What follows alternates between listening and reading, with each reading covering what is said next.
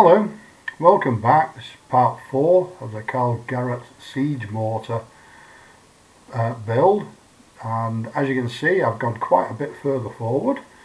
I've actually done sections 6 to 11. We'll get into more detail in that in a second or two. The first two bits that I've done are I've assembled, as you can see, the bases of the two railway carriages. Easy enough to do. As I said last time, most of it fits together quite well, and there's just a couple of tricky bits of very fragile plastic. I'll just move this out of the way, it's making me go dizzy, and take one off. And as you can see, what I've done here is I've painted the undercarriage black.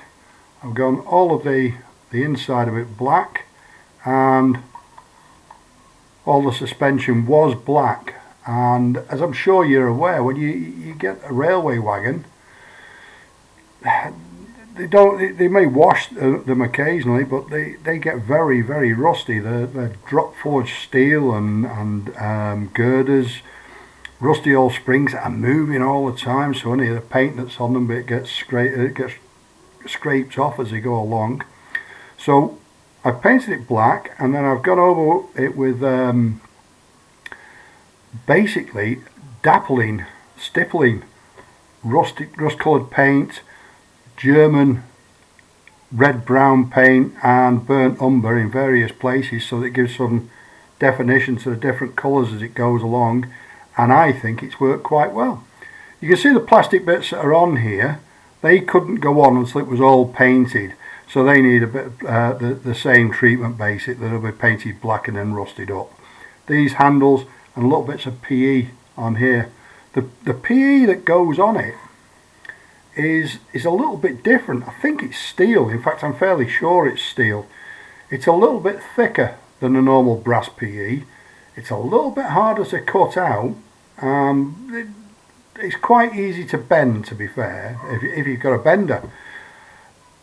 The hardest bit is actually cutting it off the sprues, and there's a whole sprue of, I'm sure it's steel. It's not aluminium, I don't think it is.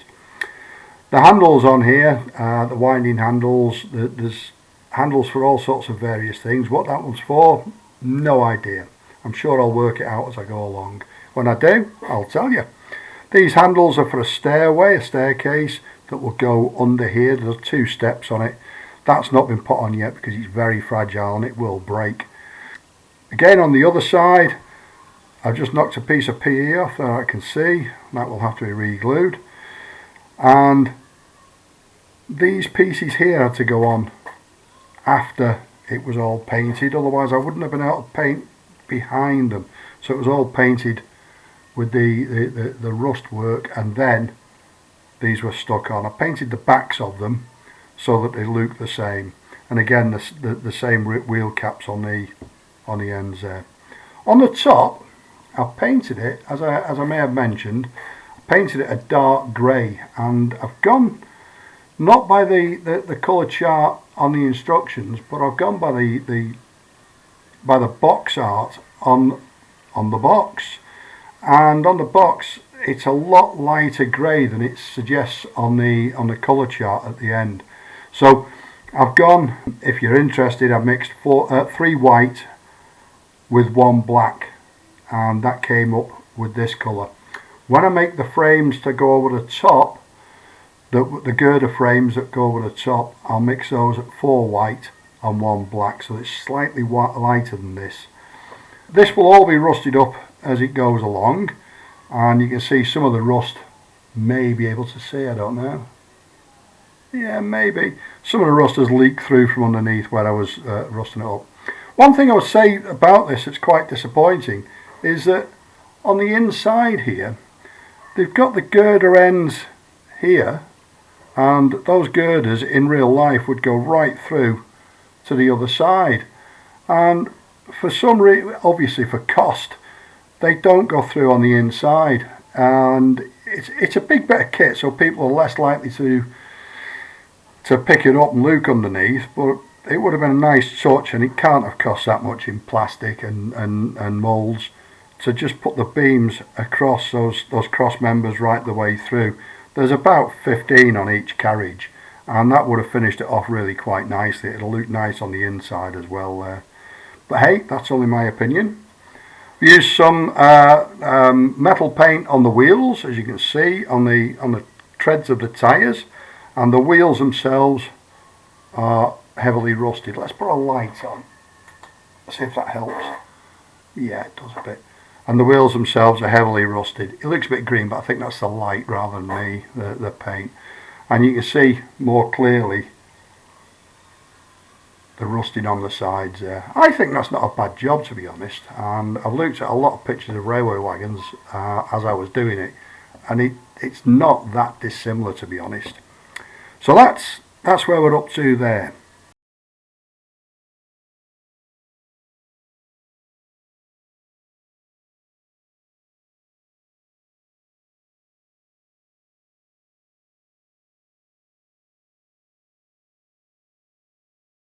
There are a lot of bits and pieces to go on the deck of those carriages that you simply couldn't assemble it and then paint it. You've got to put these bits together and then paint them up.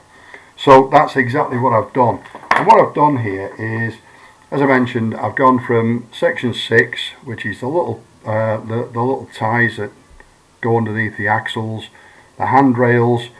These bits are for the front end of each of the carriages. I'll get into that more at the moment. These are the steps that I mentioned earlier. If you put them on now, if I'd have put them on now, I would have broken them off.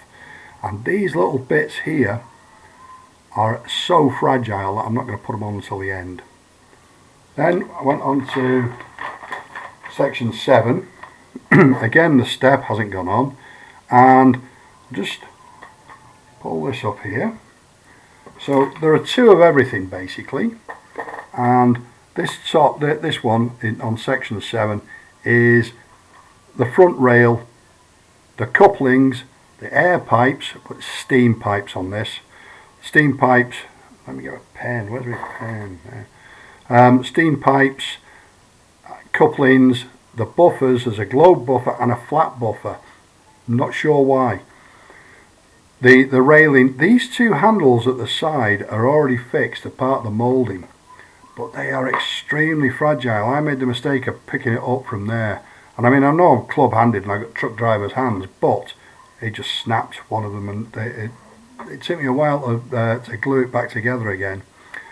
Also, these frames here, I'll show you on the other one, you might be able to see it better, are again very, very fragile.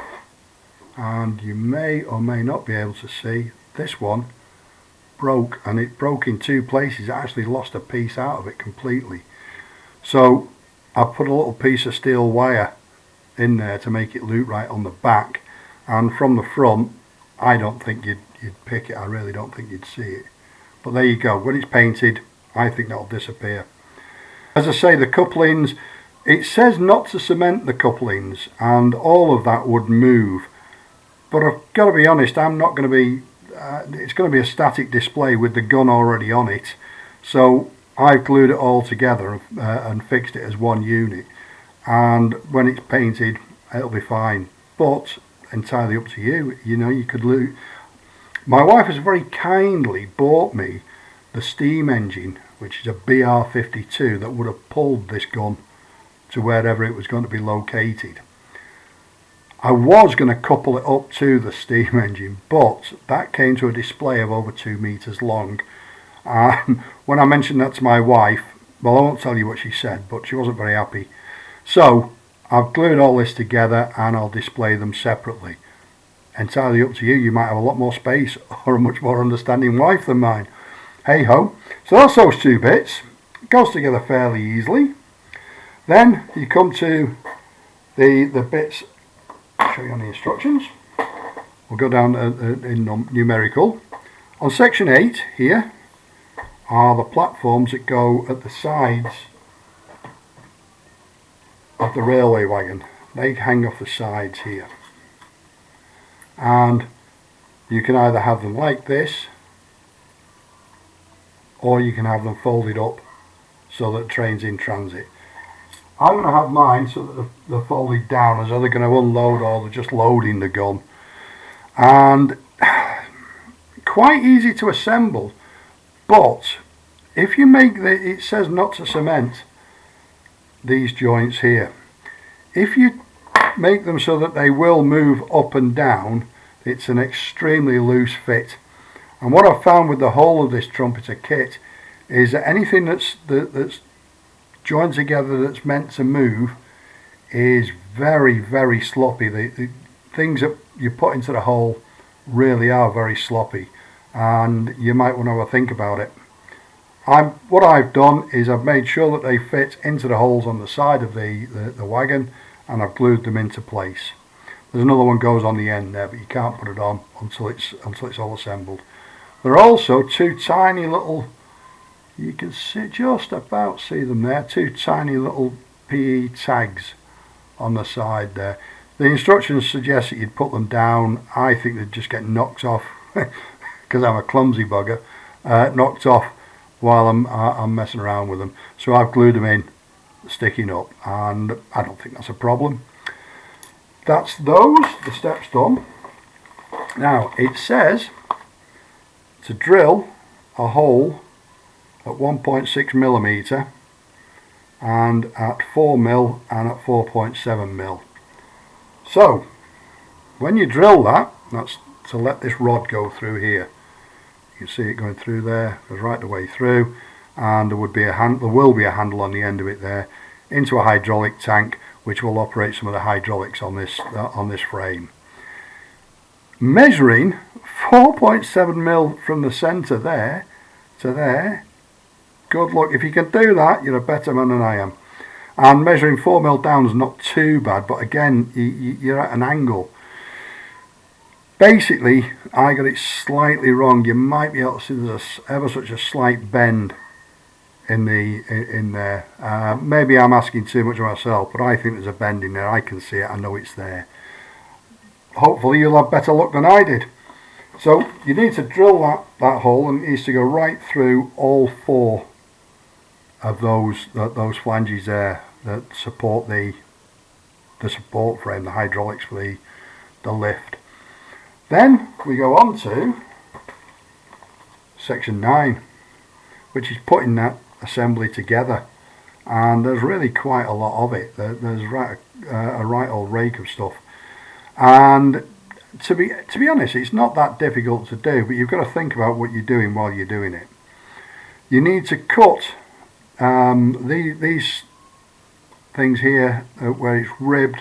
You need to cut the seam out from in between each of those folds. You can't see it on here because I've actually cut it out, but it takes a few hours. Well, take probably an hour to do all four of them and trimming away the seam, otherwise you'll see it. It says on here that this bed is movable, and indeed when you assemble it, you can make it movable quite easily by gluing these pieces C12 onto the frame at the bottom and not onto here, and it will slide back and forth. As I say, I'm making a static display. I saw absolutely no reason to do that, so I didn't, and I've glued it into place, fixed it into position.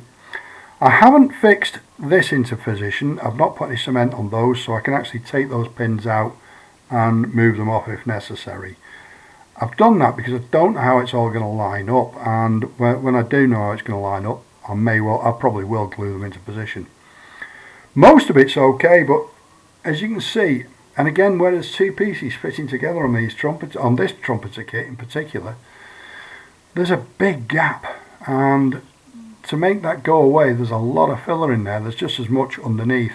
There are, again as always, plenty of photographs, and there's I've photographed the filler there for you. One of the most difficult little bits is this little handle here. You probably can't even see it on there, to be honest. Maybe just about. Hey ho, we've got some instructions with a picture of it. So that little handle there is nowhere to be seen. There it is, PE A1, and it goes onto the hydraulic box. and I'm guessing the hydraulic tank, I should say, and I'm guessing it's to drain the hydraulic oil out of the tank rather than putting it in. There's a hole on the top for that. So it's a tiny little piece of PE. I've got a couple of photographs on it on the video, and when you come to cut it out, because of the metal's really quite tough and not so easy to cut out, you cut it out and then you've got the devil's own job to fettle it. You can hardly see it, it's so small, and then in there and then put it on. Now I put it on after I'd put all this together. What I should have done was made that tank and then put it on, because when it misses the spigot that it goes onto, then you've got the devil's own job to get it out again from behind that tank, especially if it's got a bit of glue on it. So I should have put it on before I put the tank in. There are 6 of those tiny little handles. The other 4, you can see them much better on this one actually. The other 4 go on the tanks here. Yeah, I say you can see them better, you can't really, can you? But there's one there, and again it's much better to put them on before you assemble the piece of equipment, the tanks. And that's about it for that really. It's, you know, it's simple enough. There's 2 PE handles that go onto there, but I'll put those on last. They go straight down onto there, and again it's this thick heavy PE.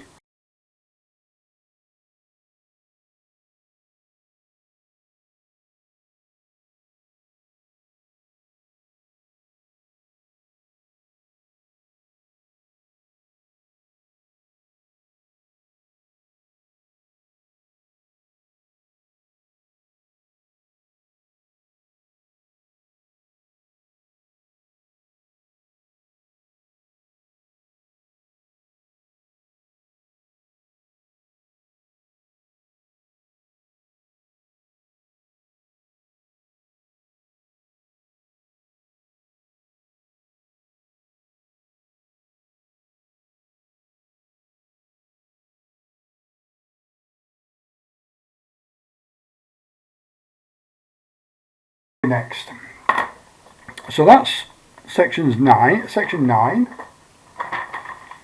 Then got section 10, which is building up these 2 hydraulic jacks. One of them I've just shown you, and they also incorporate this rack. It looks like an old rack they used to pull up to the ceiling, doesn't it? Only maybe us older fellas will know that. And so it comes in 2 parts. And what happens is that part sits on top of that part. Now you can't glue it together until you put it on the wagon, because there are 2 pins on the bottom of that locate in the wagon, and there are 2 pins on the bottom of this that locate in the wagon. And if you assemble that now, you'll never get those pins to line up, and you do your work some damage there. So all that will be painted, paint all of that, and then glue it onto the wagon. What we've got next is, those are the 2 PE handles that I've just mentioned that point down, and they actually point down over the side of the railway wagon, and they emerge just above these platforms when they're folded down. In other words, somebody would stand on there and operate these 2 handles for hydraulics, which is going to lift this stuff up, and then somebody else would be operating the handles on the jacks down here. As you get further into it, you can see why there's so many hydraulics on there. None of it's powered because it's just a railway wagon, so it's all hand pumps. And as I mentioned earlier, I've not put those 2 on there, which are the 2 at each end of these steps, because again you can't get them straight until you've got it all put together. Then it's on to other bits. This is a bearing ring, and what it does is this part sits on it, and then they both sit on the railway wagon, and then it can move around, because to go around corners you've got to be able to move that around. otherwise it would just snap the whole thing in half. So there's 2 bearing rings there, easy enough, nothing complex there. For reasons known only to Trumpeter, there are 2 pieces here, G4, which go onto the deck there, and they're separate. I think that's just to make up the numbers. And the one there and one there. They go on, so they'll have to be painted now, and then I'll put them on. Then we've got the rack that I've just mentioned to you, and that's fairly easy to put together. And what I did with that was I put this in place on the truck, and then glued the ends on while it was in place, just dry fixed. I then glued the ends on because, as you can see, the ends don't quite, can you see it there? Yeah, don't quite meet that frame on the end. So I thought the best way to do it is to locate the frame on the end into the holes on the truck and the 2 pinholes on the bottom, and then glue it all together. So that's what I've done, and that worked quite well. That's about it for that one. Oh, and D34 is knocking around on there somewhere, and that's 2 pins which would go, can't find them, put them away over there somewhere. 2 pins which would go into that hole there to hold this piece together if you went in a different configuration, you didn't have the gun on the carriages. Then you have just little bits really, 2 boxes to put together, simple enough, no problem with that. 2 boxes to put together, and they go on to pre-marked frames on the wagon. This piece here, absolutely no problem putting it together, dead easy. There it is, dead easy to put together. And again, there are some photographs on this video. The biggest problem with it was there was a seam, a moulding seam right the way down there, and also maybe you can just see where the moulding lugs were, and it took an awful lot of scraping, sanding and polishing to get that to a state where it doesn't look plastic, and when it's painted it will look alright, but it takes quite a lot of work to fix that. That is about where we're up to. What we go to do next time is I'm going to start building the frame, which is the steel girder frame. Now the next video should be quite a short one because I'm going to build those 2 steel frames and then paint them up, and then we move on to